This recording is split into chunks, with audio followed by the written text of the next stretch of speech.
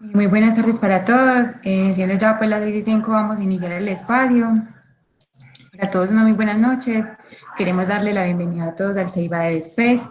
Este es un evento que se realizaba en ediciones pasadas por talentos de nuestra compañía para nuestra compañía, pero a petición del público lo abrimos a toda la comunidad en general. Esta es nuestra primera edición virtual y esperamos aprendamos mucho de los talentos de la familia Ceiba. Estaremos compartiendo las memorias del espacio en diferentes redes sociales de la compañía para que estén pendientes por Facebook, Twitter, Instagram, también por LinkedIn. Si desean hacer publicaciones por las redes sociales, nos pueden mencionar con @Ceiba Software y utilizar el hashtag de Ceiba de BestFest. Les queremos contar también un poco de la empresa. Ceiba Software es una empresa de tecnología que ofrece servicios de desarrollo de software a la medida, diseño centrado en usuarios y agilidad. En Ceiba transformamos los negocios vía tecnología e innovación y este año estamos cumpliendo 15 años. La charla de hoy que vamos a tener, vamos a presentar una breve ideas del libro Patrones de Microservicios, mostrando diferencias entre monolitos y microservicios, cómo descomponer dominios, procesos de comunicación, manejos de sagas, diseños de lógica de negocio, events, implementación de queries, test, despliegue y más patrones. Nuestro presentador, en este caso el facilitador, es Juan Pablo Espina. Le encanta aprender cosas nuevas, espera lograr por medio del estudio del trabajo poder convertirse en un Java Champions, le gusta jugar ajedrez y escuchar música rock. Les pedimos a todos, por favor, tengan en cuenta las recomendaciones que está proyectando el compañero, mantener los micrófonos silenciados, tener a la mano donde apuntar, y todas las inquietudes las vamos a hacer por medio del chat y también por medio de un link que les voy a compartir por acá por el chat. Cualquier inquietud les respondemos todas al final del espacio. Entonces, Juan Pablo, ya podemos iniciar.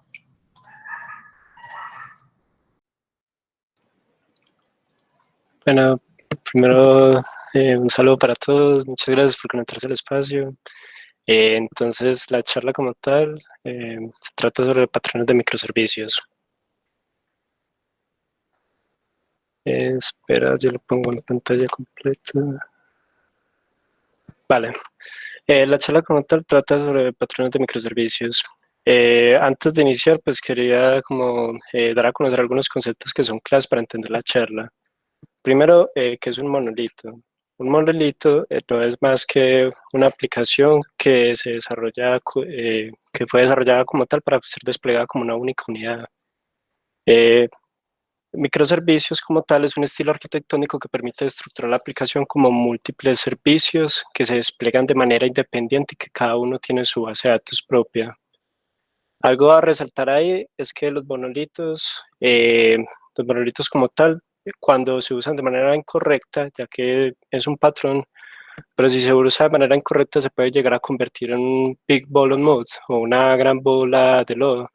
Lo que quiere decir esto es que se puede convertir en un código tan inmenso y tan difícil de mantener que se vuelve una pesadilla para cualquier persona. Bueno, no siendo más, entonces vamos a iniciar con esta lista de patrones. Pero antes quería dar como unos pequeños avisos o consideraciones que deben de tener en cuenta si están pensando en utilizar esta arquitectura. Inicialmente, pues, si quieren implementar una arquitectura de microservicios para poder sacarle todos los beneficios que esta nos brinda, debemos también combinarlo con estrategias de DevOps. Esto que nos va a facilitar como tal que nuestra aplicación sea más fácil de desplegar, que el código que desarrollemos llegue más fácil a producción, tener una entrega continua más rápida y con esto pues vamos a poder entregar microservicios de manera mucho más ágil y rápida. Bueno, entonces los primeros patrones que quiero introducir son sobre acerca de estrategias de descomposición. Es decir, cuando tenemos un problema y como tal queremos solucionarlo con una arquitectura de microservicios. El punto de partida para cualquier estrategia que nosotros utilicemos siempre van a ser los requisitos y los expertos de negocio. Eh, lo- los requisitos como tal o los sustantivos que se utilizan en los requisitos nos van a servir para crear nuestro modelo de dominio y a los verbos como tal que utiliza el negocio nos van a servir para conocer cuáles operaciones cuáles operaciones va a tener el sistema. También, por ejemplo, cuando trabajamos con metodologías como de podemos obtener esto a través de estrategias como un event storming. Bueno, entonces para descomponer un problema como tal, descomponer un problema en múltiples microservicios, existen dos estrategias. La primera es una que se llama descomponer por capacidades de negocio. Descomponer por capacidades de negocio no es más que reflejar la estructura de la organización en nuestra arquitectura. Es decir, por ejemplo, a la derecha tenemos un ejemplo de una arquitectura de microservicios que se desarrolló para una compañía. Los cuadritos azules son capacidades de negocio y los cuadritos verdes que están dentro de los azules son subcapacidades de negocio, es decir, pequeñas partes de esa No capacidad. se ve la No se presentación. ve, no se ve. Uy, dame un segundo, pero deja de compartir. Sí se ve, sí se ve. No, alguien más está presentando, entonces. Pero la presentación sí se ve. Fíjenla, toquen la conversación de Juan Pablo y la fijan ahí, hay un botoncito de fijar.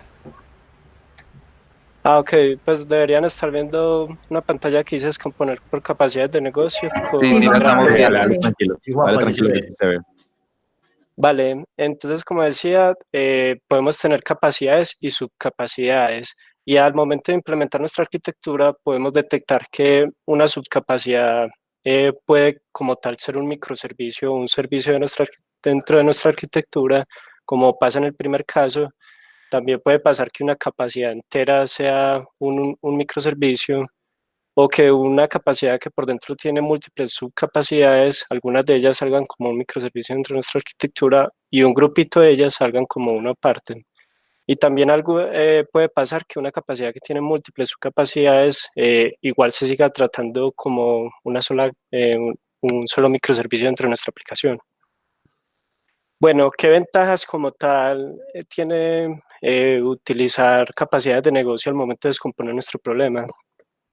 Que como la estructura de la organización es bastante estable, nuestra arquitectura va a ser igual de estable.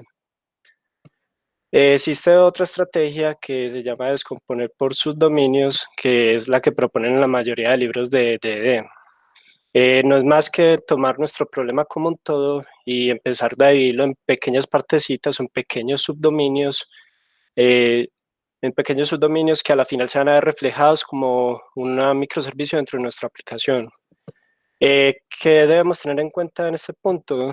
Que cada subdominio debe tener un alcance, que es lo que se llama bounded context, que si bien pueden ver acá en la gráfica, cada subdominio está separado como con unas líneas punteadas.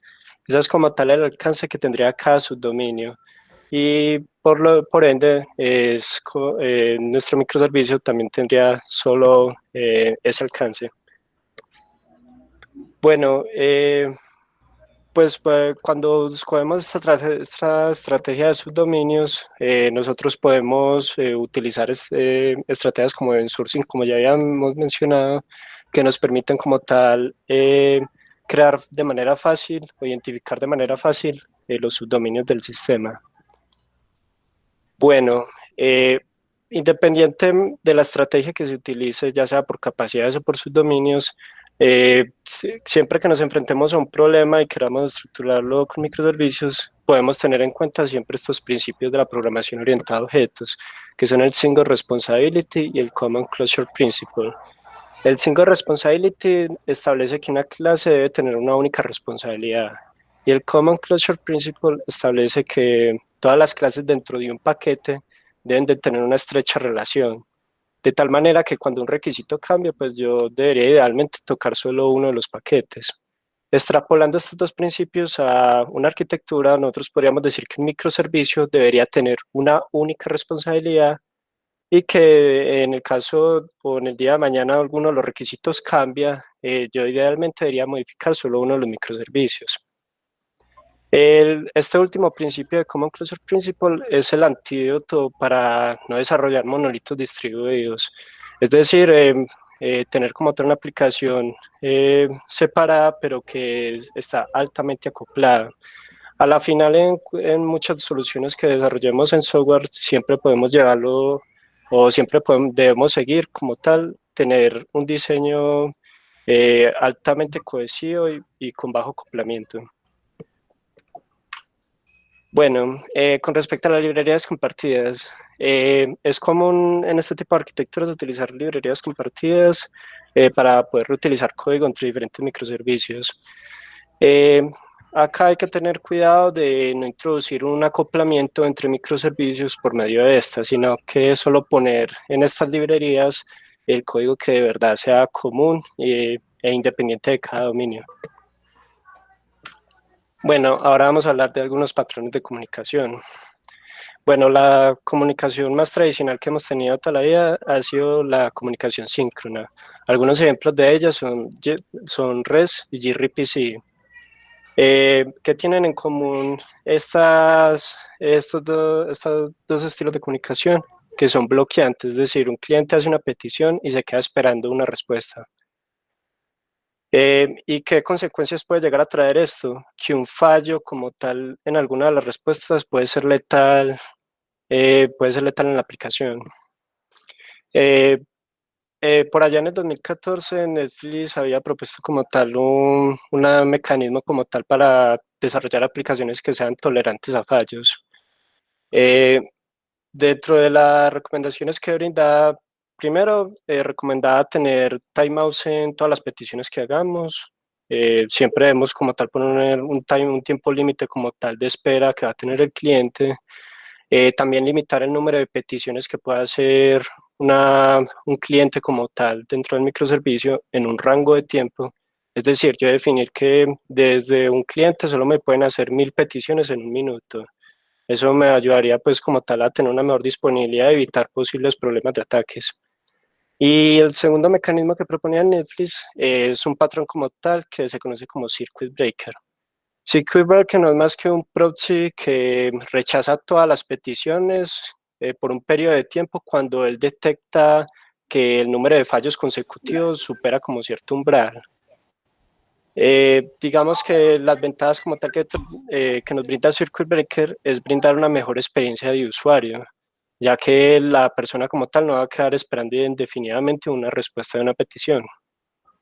Otro problema que se presenta mucho cuando trabajamos con esta comunicación síncrona es que necesitamos conocer las IPs de los demás microservicios a los cuales les vamos a hacer la petición.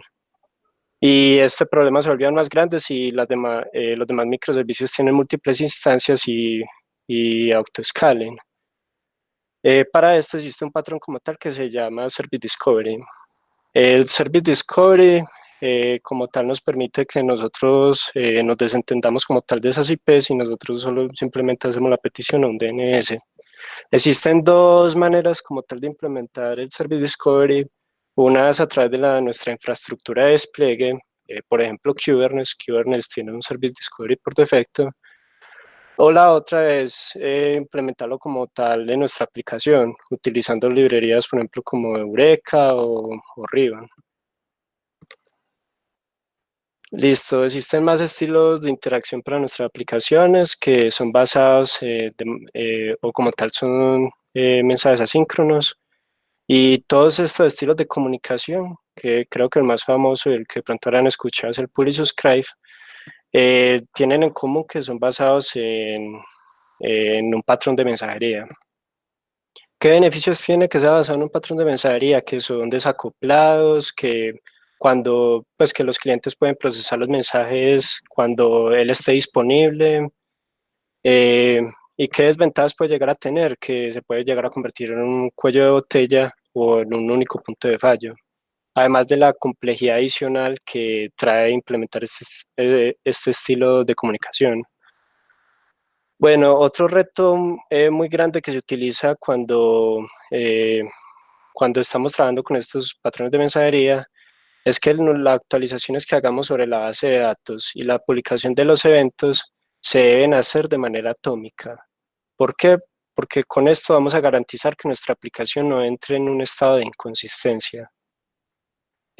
Para este reto existe un patrón que se llama Transactional Loadbox, que tiene dos maneras de implementarse. polling publisher y transaction log tailing. Veamos el primero, polling publisher. Entonces el transactional output nos dice que debemos de tener una tabla outputs en nuestra base de datos y cada que se haga una transacción, nosotros vamos a insertar el evento como tal que ocurrió en nuestra tabla de outputs.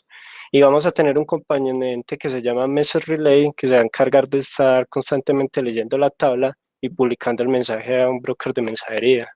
Y por supuesto limpiando la tabla. Existe como tal, pues la otra implementación que es Transactional Log Tailing, que nos dice que algunas bases de datos como tal dejan como unos logs cada que se hace alguna transacción sobre la base de datos. Entonces, en este patrón lo que hacemos es simplemente tomar esos logs o cada que haya una transacción entonces sobre la tabla, él haga un trigger como que lance pues algo que se va a encargar de leer la tabla de notebooks y publicar los eventos que hayan ahí en el message broker. Vemos que es muy similar al mecanismo anterior. Bueno, ahora vamos a hablar un poco de cómo se implementan las transacciones en una arquitectura de microservicios. Como podemos ver, pues en un monolito es bastante sencillo hacer una transacción, ya que tengo a mi disposición todas las tablas. Pero ahora en los microservicios, como cada microservicio va a tener su propia tabla, entonces para implementar una transacción que dependa de muchas tablas, dependo de utilizar algún patrón que me sirva para esto. Yo podría utilizar, por ejemplo, un commit en 2 fases, pero digamos que no es tan recomendable por el hecho de que no todas las bases de datos lo soportan y, por ejemplo, las bases de datos no SQL no lo soportan, solo se podría trabajar con bases de datos SQL. Para esto es mejor utilizar un patrón Sagas. El patrón Sagas básicamente dice que nosotros debemos tratar esas transacciones que competen a múltiples microservicios como pequeñas transacciones local dentro de cada microservicio y enviar un mensaje a los demás microservicios para decirle que debe ejecutar la siguiente transacción. Acá podemos ver un ejemplo, hay 4 microservicios que son las cuadritos azules y existen como tal 6 transacciones que componen la saga. Entonces, cuando se ejecuta la primera transacción, él comunica al microservicio 2 que debe ejecutar la segunda transacción y este hace lo mismo con los demás microservicios. Digamos que como tal, acá hay que tener en cuenta que en caso de que alguna lógica de negocio no se cumpla en alguno de los microservicios, nosotros debemos ejecutar lo que se llaman transacciones de compensación y es avisarle como tal a los microservicios anteriores que deben devolver los cambios que habían aplicado. Bueno, para implementar las sagas existen como tal 2 maneras o 2 estrategias. Una es basada en coreografía y otra en orquestación. La que es basada en coreografía básicamente dice que cada microservicio es responsable de informarle a los demás microservicios cuál es la transacción que sigue dentro de la saga. Por orquestación nos dicen que va a haber como tal un elemento que se llama el orquestador y ese va a ser el que se comunique con todos los participantes de la saga. ¿Cuándo utilizar uno o cuándo utilizar el otro? Coreografía es bastante utilizado cuando tenemos poquitos microservicios y pues cuando la saga como tal que se va a realizar compete a poquitos microservicios y digamos que no hay muchos estados o muchas transacciones que se van a realizar. Cuando ya son demasiadas por las transacciones que debemos realizar y dependemos como tal de la respuesta de cada microservicio para saber cuál transacción sigue, es más recomendable utilizar una orquestación. De hecho, se recomienda para este tipo de casos utilizar una máquina de estados dentro del orquestador. También mencionar pues de que el orquestador por lo general está en el microservicio que inicia la saga, pues en caso de que algún día lo tengan que implementar. Bueno, algo que es importante resaltar cuando utilizamos sagas o el patrón sagas es que existe como tal una falta de aislamiento o como tal lo que conocíamos como ACID, ya no se cumple la ley de aislamiento. ¿Esto por qué? Porque ya como tal no estoy realizando una única transacción, sino que estoy realizando múltiples transacciones dentro de cada microservicio. Esto como tal representa muchos retros, puede como tal que inicie una saga e inmediatamente inicie otra que sobrescriba la anterior, o que el usuario en cierto momento lea un estado que no corresponde como tal de la transacción y pues sí, ahí existen como tal múltiples mecanismos para lidiar con esto. Bueno, para implementar la lógica de negocio, acá como tal pues no tengo mucho que decir. La sugerencia siempre va a ser que implementemos la mayor cantidad de principios y patrones que conozcamos para que cada microservicio sea lo más mantenible y lo más sostenible en el tiempo. De nada sirve nosotros utilizar este tipo de arquitecturas si a la final la lógica de negocio de nuestra aplicación pues, se vuelve como tal una cosa monstruosa que no somos capaces de mantener. Es muy recomendable utilizar arquitecturas como Clean Architecture, que pues una de las más famosas es la arquitectura hexagonal, combinado con metodologías como DE, ya que ambas como tal tienden a favorecer el dominio del negocio, pues la lógica del negocio. Listo. Esto es como tal un ejemplo de una arquitectura hexagonal. Importante que si vamos a utilizar utilicemos, utilicemos como tal patrones tácticos y estratégicos que nos sugieren en DD. Por ejemplo, nos podemos basar en values, entities, factories, repositories y service o agregados. Pues existen múltiples patrones que de ella nos sugieren y cada uno de ellos tienen como tal unas reglas. Bueno, digamos que acá existe otra manera de implementar la lógica de negocio que es un poquito diferente, que se llama event sourcing. Event sourcing nos dice que la lógica en nuestra aplicación se debe centrar en los eventos que ocurran. Esta como tal patrón nos dice que cada que ocurra un evento sobre la aplicación nosotros debemos almacenar el evento y cada que se requiera el estado final o digamos que el estado actual de alguno de los agregados de nuestra aplicación, nosotros lo que vamos a hacer es retomar todos los eventos que han ocurrido, aplicarlos a un agregado y como resultado vamos a tener el estado actual del agregado. Acá podemos ver como de manera gráfica cómo se visualizaría el event sourcing. Vemos que al momento que se requiera realizar un guardado o una modificación sobre el agregado, pues simplemente llamamos a un método process que procesa el comando y a la final nosotros almacenamos el evento. Y cuando se requiera el estado actual del agregado, simplemente recupero todos los eventos como tal que se hayan almacenado, los ejecuto sobre un agregado vacío y el estado final va a ser el estado actual del agregado. ¿Qué ventajas y desventajas tiene este patrón? Ventaja, primero que como todos los eventos quedan almacenados en la base de datos, pues yo voy a tener como una especie de máquina del tiempo. Voy a saber en qué estado se encontraba cada agregado en cualquier instante del tiempo. ¿Y qué desventajas tiene? Que como es una manera diferente de implementar la lógica de negocio, pues digamos que trae como tal muchos retos. Por ejemplo, ¿qué pasa si tengo agregados que están almacenados desde hace mucho tiempo? No sé, que ya llevan 4 o 5 años en la aplicación y a los cuales se le han aplicado muchos eventos. Digamos que para consultar esos agregados se va a volver demasiado complejo, ya que voy a necesitar consultar una lista inmensa de eventos y aplicarlos. Para esto se puede utilizar un patrón que se llama snapshot, que es simplemente, digamos que cada cierto tiempo o cada cierta cantidad de eventos, yo tomo un snapshot, que es como una foto actual del agregado, y ya cada que me soliciten mi agregado, pues yo simplemente tomo el snapshot y los eventos que fueron posteriores a este.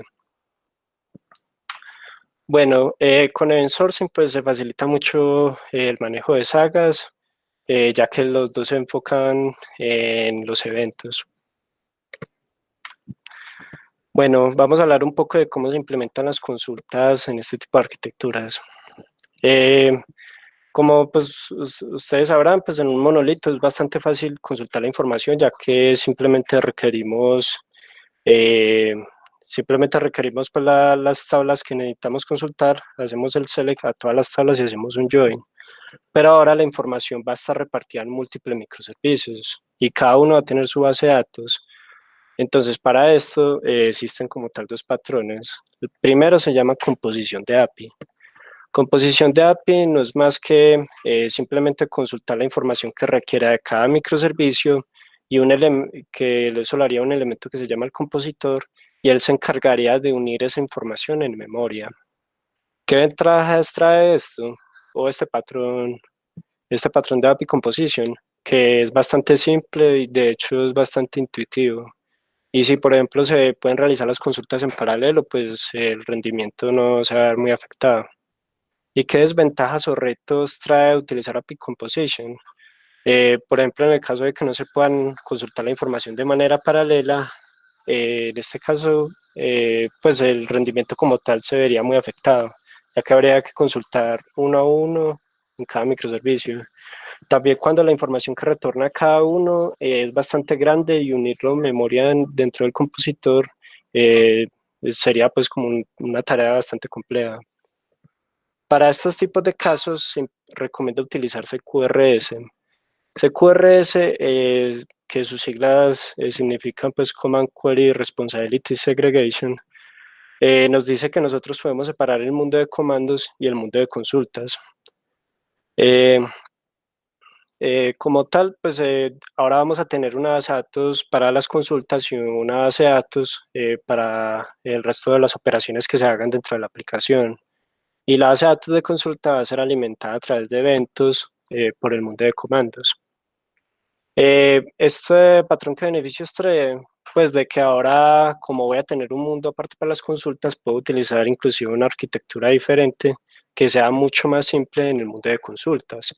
Recordemos que en el mundo de comando van a seguir estando todas las lógicas de negocio, pero en el mundo de consultas, como ya no está en esa lógica de negocio, nosotros podemos tener una arquitectura como la siguiente. Podemos tener un API o también un event handler como tal, que son los que van a estar alimentando la base de datos, que ambos se comunicarían a un DAO y el DAO se comunicaría con una vista en base de datos, si es posible, una vista materializada. Acá es importante recalcar que como el mundo de consultas va a tener una base de datos propia, eh, nosotros debemos ser como muy estratégicos en cuál base de datos vamos a escoger. Dependiendo de la necesidad o del problema, podemos escoger una base de datos que nos dé un mejor rendimiento para hacer esas consultas. Listo. Nosotros con CQRS pues lo podemos implementar dentro de un microservicio o podemos tener como tal un microservicio o un servicio que se encargue solo de consultas. Y este microservicio se alimentaría de los demás de la misma manera que el anterior, a través de eventos, y él consolidaría o tendría toda la información de de los demás microservicios. ¿Esto qué ventajas trae? Pues que va a ser mucho más fácil generar información que esté relacionada a todos los microservicios. Y las consultas van a ser bastante rápidas. Bueno, ahora hablando como tal de APIs. Es muy común dentro de este tipo de arquitecturas tener una API Gateway, que no es más que un microservicio o un punto de entrada en la aplicación que funciona de una manera similar al patrón Facade o Facade, como algunos llaman. Este API Gateway como tal tiene varias responsabilidades. Primero, enruta las peticiones al microservicio que se requiera. Él puede implementar la autenticación y también puede implementar, por ejemplo, la composición de APIs, que es algo pues, muy común implementarlo dentro del API Gateway. ¿Qué desventajas tiene? Pues que es un componente más dentro de nuestra aplicación y por lo tanto debemos mantenerlo. Y también de que si no lo implementamos de manera correcta se puede convertir en un cuello de botella cuando consultemos la información. Listo. Un problema muy común cuando se utiliza una API Gateway es que nuestra aplicación la consumen diferentes tipos de clientes. Es decir, nuestra aplicación la puede consumir una aplicación mobile, o la puede consumir un navegador, o simplemente un tercero que necesite nuestra información. Coordinar una API Gateway para todos esos clientes puede llegar a ser complejo, ya que cada uno tiene necesidades diferentes. Por ejemplo, el equipo de mobile puede que necesite realizar un cambio sobre la API Gateway, pero que no puede ser desplegado, no sé, sino hasta dentro de 2 semanas, por la naturaleza de que las aplicaciones móviles es más complejo el despliegue en ellas. Para esto existe un patrón que se llama Backend for Frontend. Backend for Frontend nos dice que vamos a tener una API Gateway por cada tipo de cliente. Es decir, el equipo de mobile va a tener su propia API Gateway, el equipo como tal de la web va a tener su propia API Gateway y los terceros tendrían uno propio. Y así por cada tipo de cliente. Y entonces, si cada equipo requiere hacer alguna modificación dentro de la API Gateway, no sé, pues para implementar una nueva consulta o una API composition diferente, va a tener total libertad de hacerlo dentro de la API Gateway. Listo, hablando sobre test. Para poder aprovechar todos los beneficios o todas las bondades que nos proveen este tipo de arquitecturas, nosotros debemos implementar testing dentro de cada microservicio. En la medida de lo posible, debemos implementar la mayor cantidad de tests y la mayor cantidad de tipos de test que podamos. Para esto nos podemos basar, por ejemplo, en la pirámide de pruebas, que nos dice como tal cuánto esfuerzo debemos dedicar para cada tipo de prueba. Algo que me parece curioso, pues, y que no muchos saben, es que en las pruebas unitarias se pueden clasificar en 2 tipos, en pruebas unitarias solitarias y pruebas unitarias sociables. ¿A qué se refiere cada una? Digamos que con las pruebas unitarias nunca había una definición clara de qué es una unidad. Muchas veces uno escucha gente que dice que una unidad es una clase, pero puede que en cierto momento digamos que una unidad puede ser un conjunto de clases. El primero como tal corresponde a las solitarias, que es testear cada clase por separado, y el segundo corresponde a las pruebas unitarias sociables, que es testear un grupo de objetos. Un caso de uso muy común para las pruebas unitarias sociales son, por ejemplo, los agregados. Los agregados en DDD, pues, es un clúster de objetos que se compone de entidades y value objects, y que normalmente se tratan como una única unidad. Entonces, para ese tipo de objetos es muy recomendable utilizar pruebas unitarias sociables. También podemos basarnos como tal en el cuadrante de testing. Este cuadrante nos indica como tal, dependiendo de nuestros intereses, qué tipo de pruebas podríamos implementar dentro de nuestra aplicación. Bueno, ahora hablando un poquito de cómo sería ese paso de producción. Bueno, existen como tal ciertas características que nosotros debemos desarrollar independiente de si es una arquitectura de microservicios o si es un monolito. Estas cuáles son, por ejemplo, la seguridad, la manera en cómo vamos a implementar la configurabilidad y la observabilidad. Para la seguridad, pues nosotros ahorita ya mencionamos que la autenticación puede estar en el API Gateway, que de hecho es muy común usarlo en ese punto. Para la autorización, nosotros podemos usar un protocolo como AUT2 que nos permita como tal hacer la autorización de las peticiones. Para la configurabilidad, nosotros tenemos varias opciones, o simplemente tener las propiedades de configuración embebidas dentro de variables de ambiente, o tener la configuración externa, que es como tal lo que normalmente hacemos con herramientas como Spring Cloud. Y ahora para la observabilidad existe como tal ciertas consideraciones que nosotros normalmente hacemos, sea microservicios o sea monolitos. Y son todas estas. Nosotros debemos de estar pendientes como tal de cómo vamos a rastrear como tal o hacer tracing de todas las peticiones que nos hagan, de cómo vamos a almacenar las métricas, la auditoría, cómo vamos a hacer los reportes como tal de las excepciones, de los logs, cómo vamos a implementar nuestra API de health check. Digamos que para implementar todo este tipo de cosas, hoy en día ya existen múltiples herramientas, frameworks que nos facilitan mucho la vida y que es bastante fácil de implementarlo con ellos. Pero listo, entonces si nosotros tenemos múltiples microservicios, nosotros por lo general no vamos a implementar estas soluciones dentro de cada uno de ellos, sino que lo que hacemos es utilizar un patrón que se llama microservice chassis o un chasis de microservicios, que es simplemente poner dentro de un paquetico como el código que es común dentro de cada microservicio que se necesita que corra al lado de nuestro código. Por ejemplo, código muy común que podemos poner dentro de este chasis, el Service Discovery, el Health Check, el Circuit Breaker, etcétera. ¿Qué ventaja nos da este patrón? Simplemente que cuando haya un nuevo microservicio dentro de nuestro sistema, nosotros copiamos y pegamos el chasis dentro de este y ya podemos iniciar a escribir como tal el código o la lógica de negocio que va a generar valor para el negocio.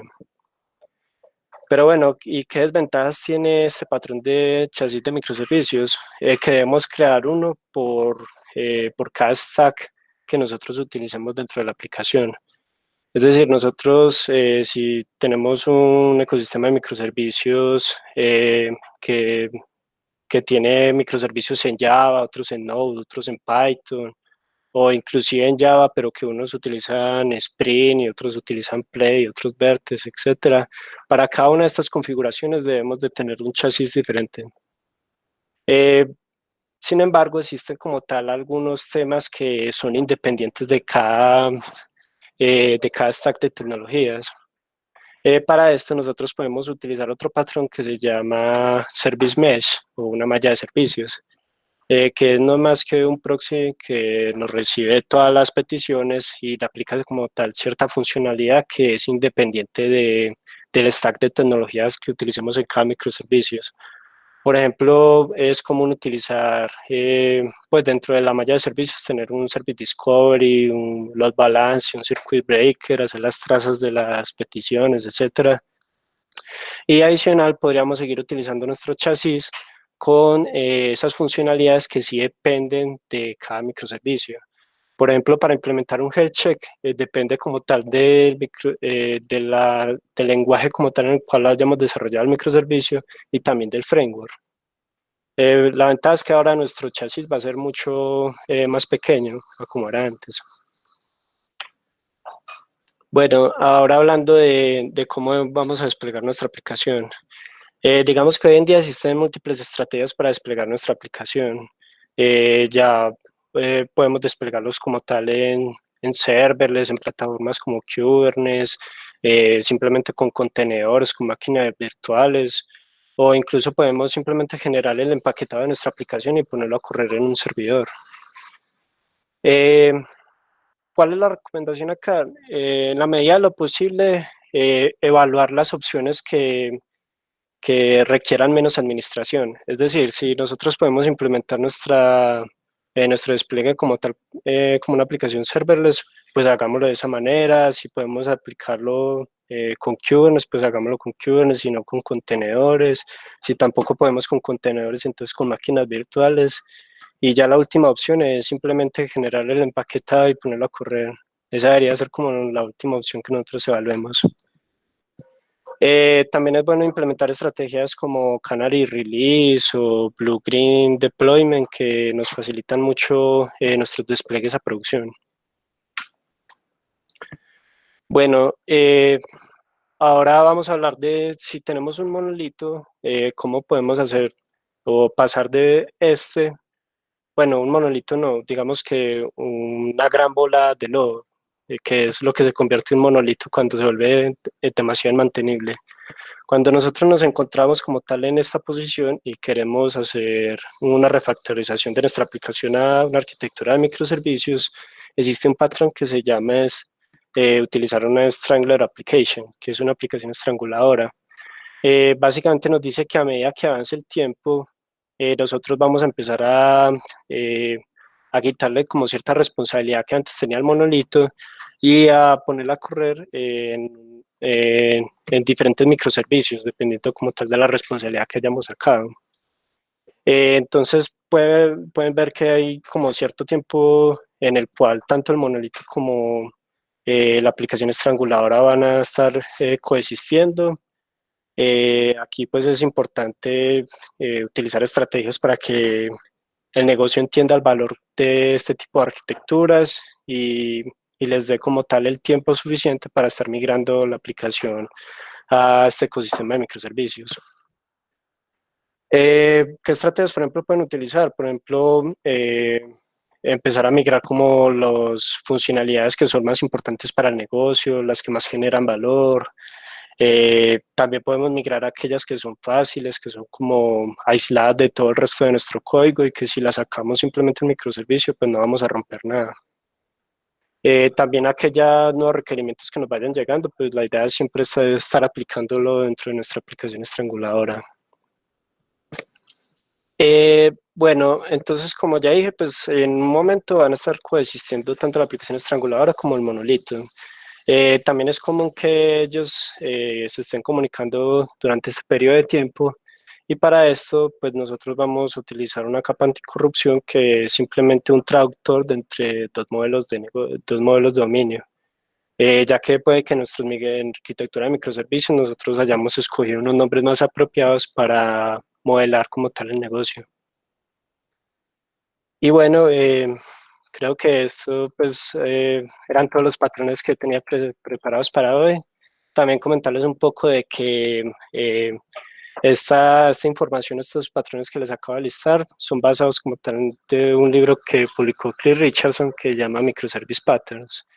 Chris Richardson tiene un sitio que es muy famoso, que es microservice.io, donde también tiene todos estos patrones y tiene inclusive muchos más. Bueno, no sé entonces si tenemos algunas dudas. Hola, Juan Pablo, ¿me escuchas? Sí, sí te escucho. Sí, ok. Te voy a leer las preguntas que nos hicieron desde el inicio. Entonces, en microservicios cada servicio debe tener su base de datos propia. ¿Es una regla? Es lo aconsejable.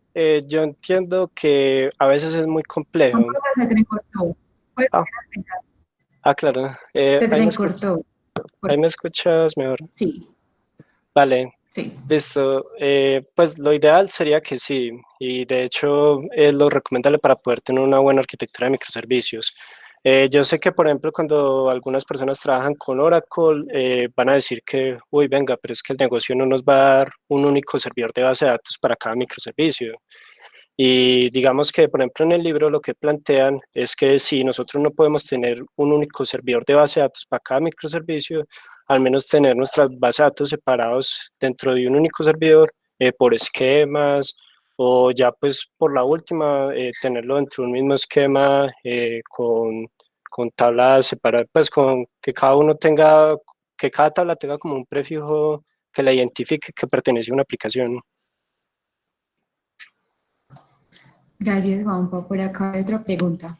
Cuando es un time up está para un microservicio, para un microlito, cómo se podría probar? Qué pena. Eh, por favor, me repites la primera parte. ¿Cuándo es un qué? Claro que sí. Cuando es un time up está. Lo que está preguntando es que cuál es el timeout estándar para un Exacto. microservicio. Ok, ya. En el caso de la comunicación síncrona, pues digamos que no hay un estándar establecido. Lo ideal es que no hagan que el cliente se quede esperando mucho tiempo. Pero la pregunta es en pruebas o en la aplicación en general. No, suponiendo que estamos en producción. Ok. Pues en producción pues no existe como tal un valor exacto, un único valor. Por ejemplo, tú puedes tener, no sé, estás consultando la información de un reporte que es bastante demorado de consultar, o si simplemente estás consultando un campito, pues el tiempo de respuesta va a ser muy diferente. Ahí la recomendación es considerar dentro de cada petición, pues cuánto es un tiempo de estándar prudente y que de tal manera que el cliente no se quede esperando de manera muy indefinida. Yo creería que en general, pues máximo unos 5 segundos ya sería demasiado tiempo. Eso podría ser pues un punto de partida para producción. Ok, gracias. Vale, Juan Pablo, gracias.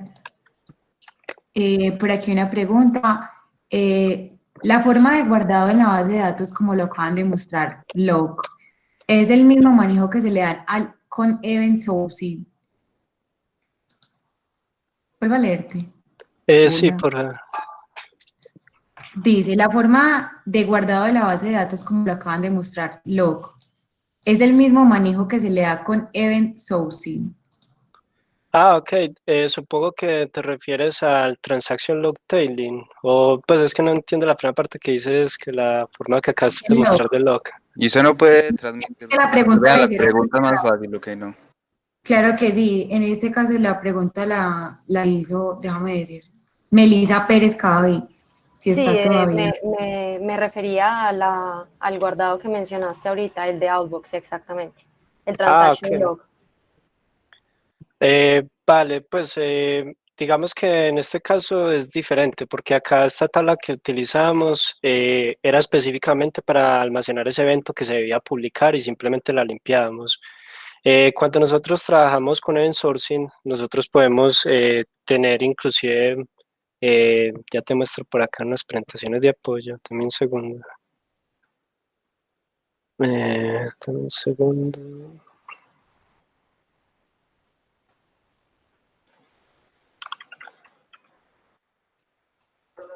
Podemos tener unas tablas como las siguientes.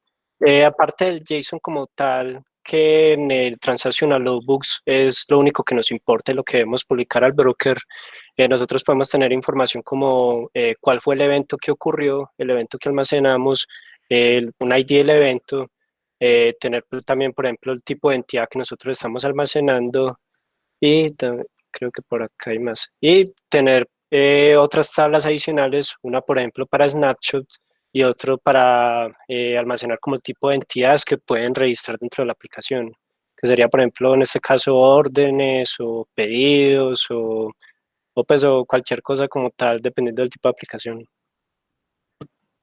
Ok, gracias. Acá vienen dos preguntas del compañero Roy Martínez, él todavía está.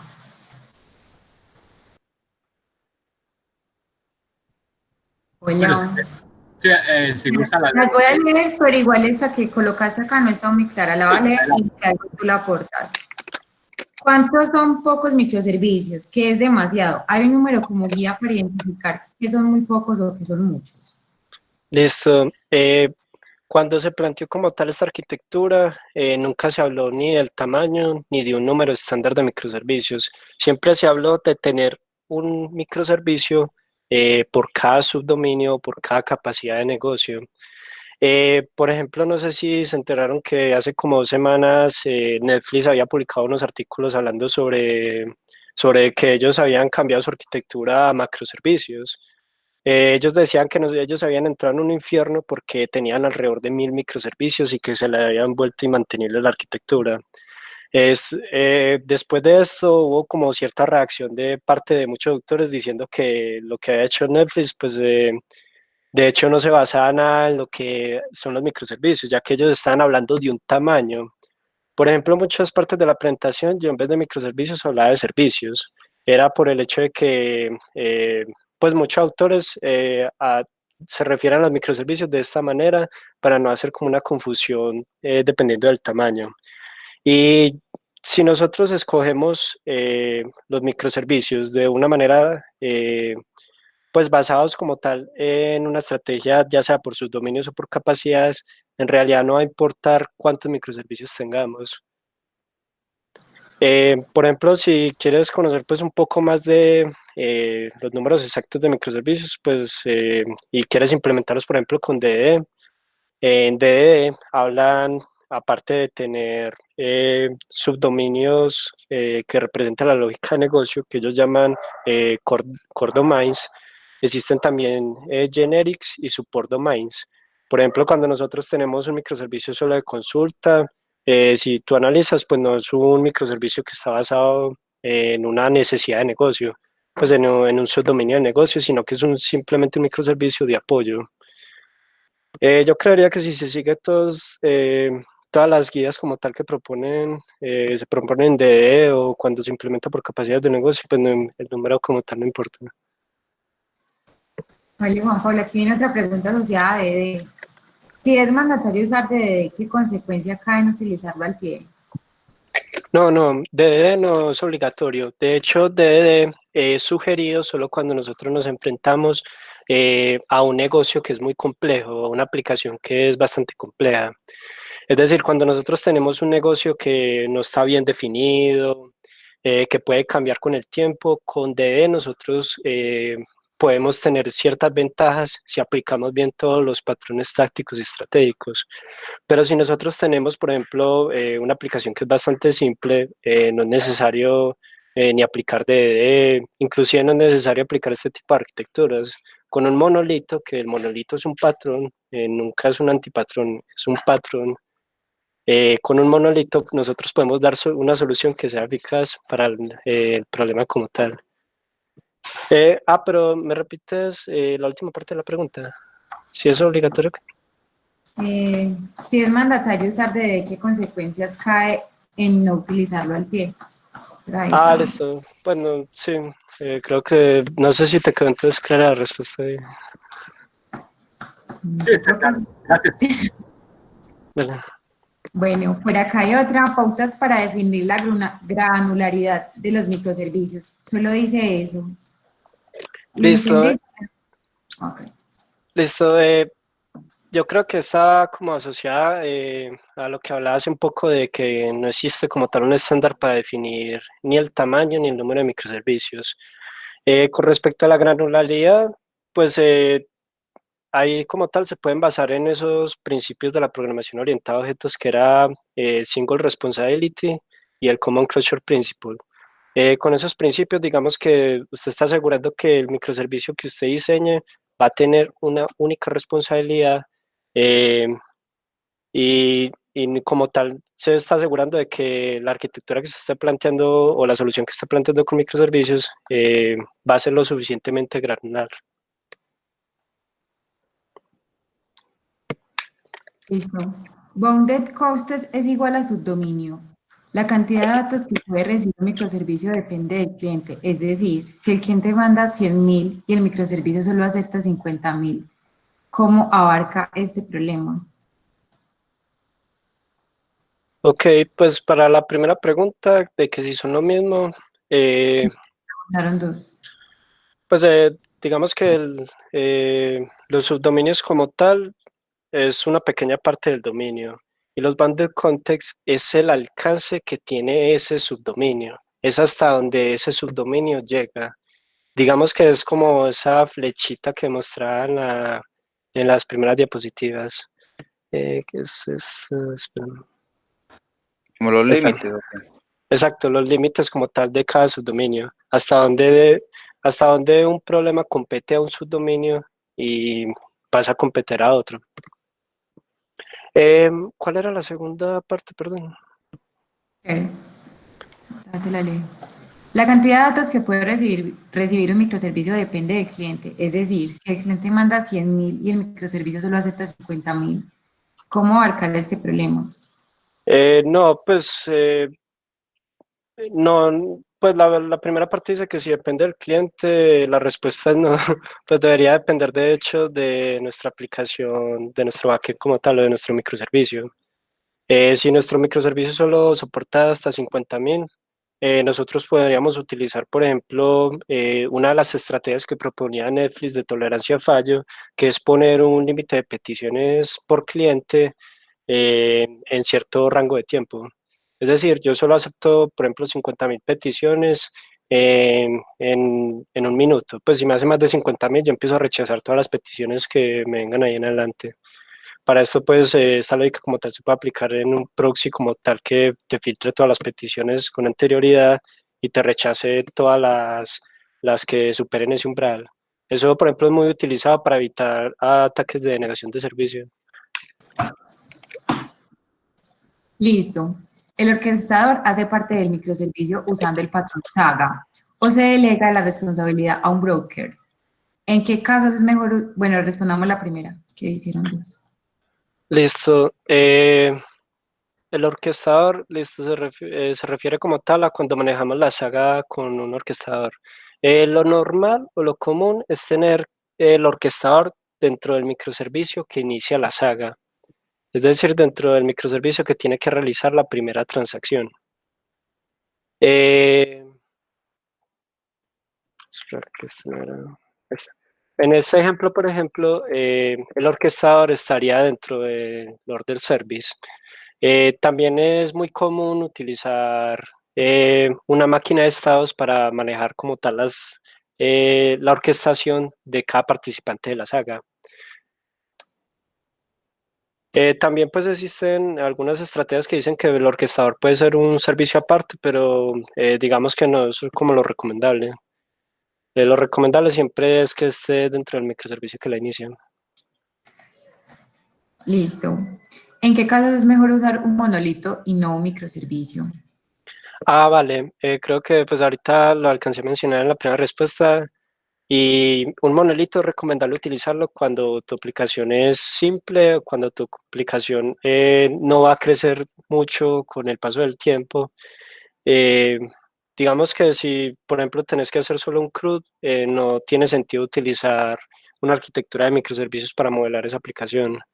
Si tu aplicación es lo suficientemente simple, el negocio está bien definido, sabes que no va a cambiar en el tiempo, que no va a crecer mucho, eh, con un, con un patrón como tal de monolito suficiente. Gracias, Juan. ¿Qué estrategia utilizar para que el dominio de microservicios A no se vea alterado por las peticiones que reciba otro microservicio B? ¿Cómo hacer para que no se vea afectada la disponibilidad de un microservicio cuando están haciendo peticiones a otro? Sí. No entiendo bien el contexto. Se refiere Ahí como tal a... mismo, en la misma pregunta dice, yo lo separé, ¿cómo no alterar el dominio con relación a las dependencias de los demás microservicios? Te la leo toda como la escribieron. Sí, por favor. Vale. ¿Qué estrategia utilizar para que el dominio de un microservicio A no se vea alterado por las peticiones que reciba? Uy. ¿Aló? Pues creo que me caí. No, Hola, ¿ahí me Sí, escuchas? ya sí, sí. se le entrecortó. Ok, ahí me escuchas. Sí, ahora sí. Qué pena. Entonces, ¿qué estrategia utilizar para que el dominio de un microservicio A no se vea alterado por las peticiones que reciba otro microservicio B? ¿Cómo no alterar el dominio con relación a las dependencias de los demás microservicios? Ese es como todo el contexto. Es un anónimo, no podría pues como decirte el nombre de la persona si no la entendemos. Seguimos a la siguiente. Me dirás, ¿Cómo hacer que el microservicio A no se vea afectado por las peticiones de un microservicio B? Listo, pues se me viene a la mente varios posibles casos, sino que habría que tener como un contexto un poquito más amplio de en qué la caso pregunta, puede pasar eso. Pero listo, por ejemplo, si nosotros tenemos un microservicio que constantemente tiene que estar comunicándose con otro, que no puede como tal vivir sin ese otro microservicio y que por cada petición que le hagan a él tiene que ir a consultar información al otro microservicio, nosotros no construimos una arquitectura de microservicios, sino que construimos un monolito distribuido, porque tenemos dos microservicios que son muy dependientes entre ellos.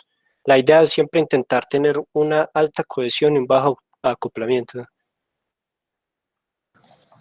gracias Juan, vamos para la siguiente. Entre el API Gateway y los microservicios, ¿en qué punto debe ir el orquestador, si este existiera? ¿O el API Gateway viene a ser un tipo de orquestador? La Picket viene a ser, supongo que refiere a otra vez con sagas. No, pues ahorita mencionaba que el orquestador lo normal o lo recomendable de hecho es que esté en el microservicio que inicia la saga. Eh, que si podría estar en la API Gateway, no sería como muy recomendable porque la API Gateway ya tiene otras responsabilidades y digamos que de entre ellas ser orquestador de una saga no sería como un caso común, de hecho sería bastante extraño. Podría estar como tal en un microservicio aparte, pero tampoco es recomendable. Pues lo más recomendable siempre es que esté dentro del microservicio que inicia la saga, que tiene la primera transacción. Vale, te voy a leer eso. Cuando usamos un CQR, CQRS. CQRS, sí, con un microservicio orquestador que llama a las múltiples persistencias, tal microservicio al comunicarse con todos los demás microservicios, entonces debe entender todos los dominios del sistema. Listo, si nosotros utilizamos CQRS y tenemos como tal un microservicio de consultas que recibe la información de todos los otros, ese microservicio como solo de consultas no va a tener ninguna lógica de negocio que esté asociada a los demás microservicios. Eh, Mira que por ejemplo en CQRS la arquitectura que normalmente usamos es bastante simple. Nosotros simplemente tenemos un DAO y el DAO llama una vista materializada. ¿El dado qué lógica puede llegar a tener? Solo la lógica para acceder a la información. Sería como tal muy raro si dentro de tu mundo de consultas tenés también eh, toda la lógica replicada de los demás microservicios. Eso sería bastante raro. De hecho, como en este mundo de consultas es anémico, pues es normal que nuestras respuestas sean de teos planos, o la respuesta como tal que sea mucho más óptima para devolver.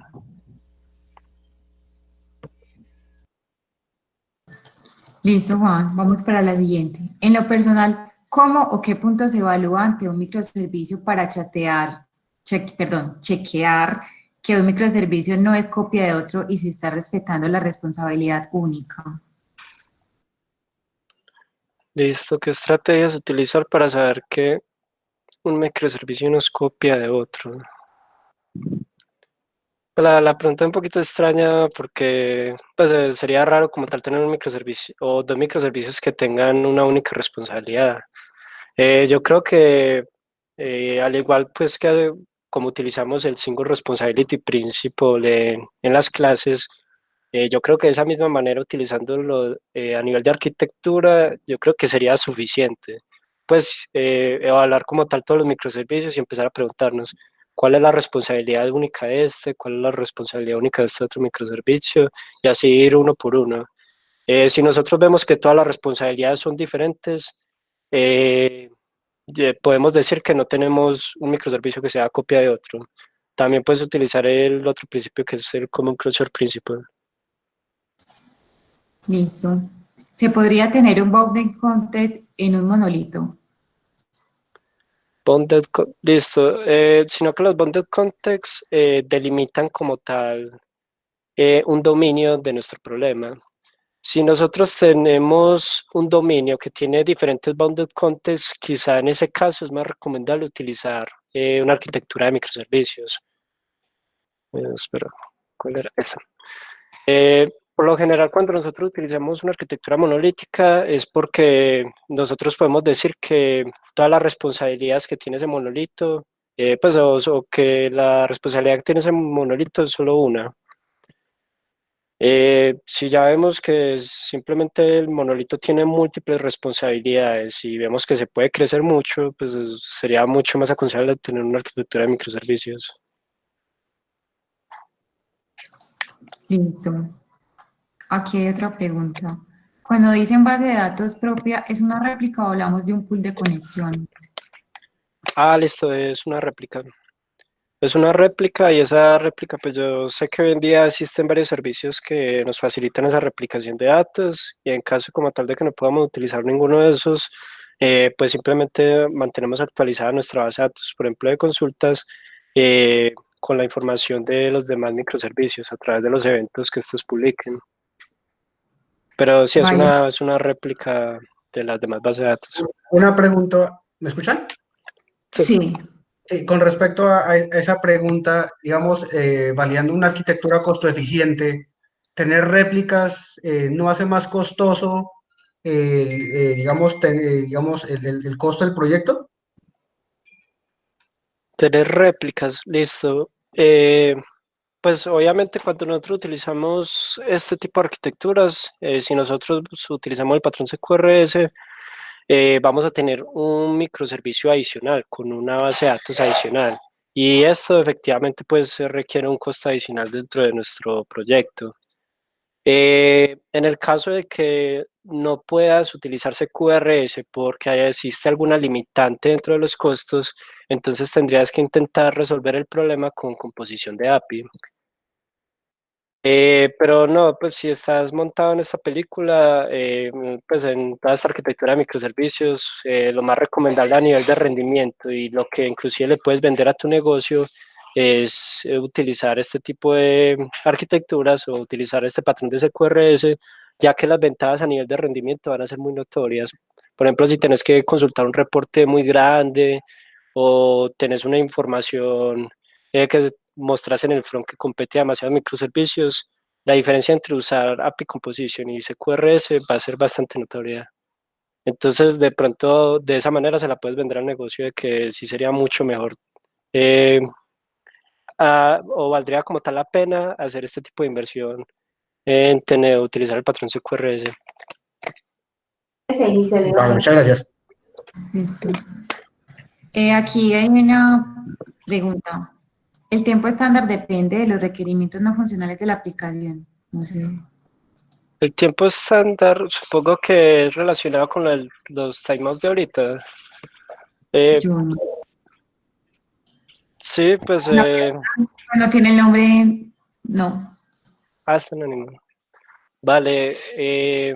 No Sí, es pues... anónimo, pero no, el nombre son letras y no dicen nada las letras. Bueno, dale, no hay problema. El tiempo estándar depende de los requerimientos no funcionales, pues sí, eso depende de cada aplicación. Y de los requerimientos no funcionales de aplicación, sí. Sí, esa era, no era una pregunta, sí, no era la respuesta a la pregunta de otra persona que hizo ahí con respecto al tiempo mínimo que debería tener configurado el timeout con respecto a los... Ah, Sí, no, que se me fue el... gracias. Sí. Listo, porque el link es para las preguntitas. Igual, muchas gracias. Gracias. Juan, aquí hay otra. Si el microservicio empieza a rechazar peticiones porque supera la cantidad máxima parametrizada, ¿no había perdido la información? No habría perdido la Pérdida, información. pérdida de No habría información. Pena, sí, pérdida de información.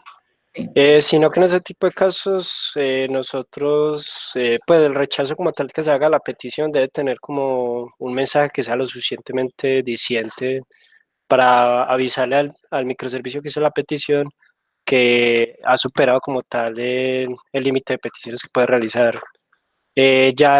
Como tal el cliente debe ser el encargado de, uy, el cliente debe ser el encargado de manejar esa excepción. Que si habría perdido información, pues podría, sino que la saga como tal, supongo que lo está hablando de una comunicación en sagas. La saga normalmente se hace o se comunica a través de eventos. Los participantes de la saga se comunican entre ellos a través de eventos.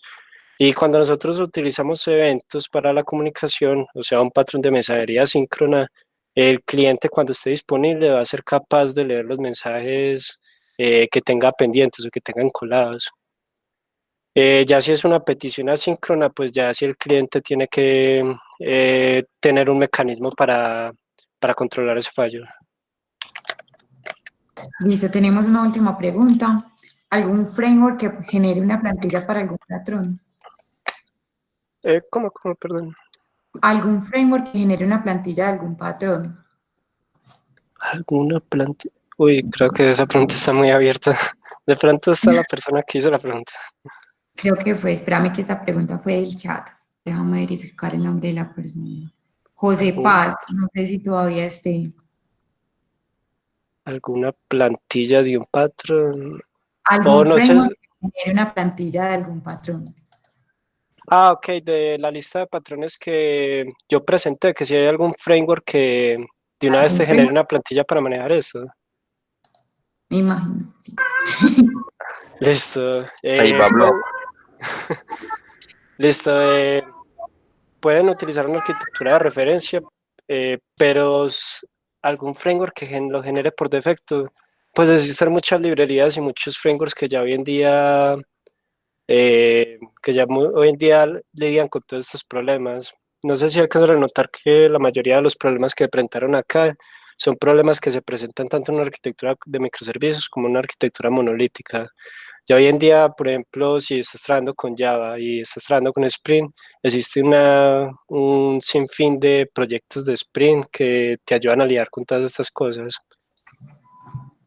También existen muchas otras librerías independientes y en muchas de ellas están siempre como implementar una notación, en otras puede que no te toque hacer nada, que simplemente con importar la librería te soluciona alguno de los problemas que tienes que implementar. Entonces, que si existe algún framework o librería, pues existen muchos de ellos. Listo, Juan Pablo, esas fueron todas las preguntas. Muchas gracias pues por la charla y muchas gracias a todas las personas que nos acompañaron. No, muchas gracias a todos por el tiempo. Muchas gracias, Juan. Muchas gracias. Hasta luego. Gracias. Gracias. Gracias, JP.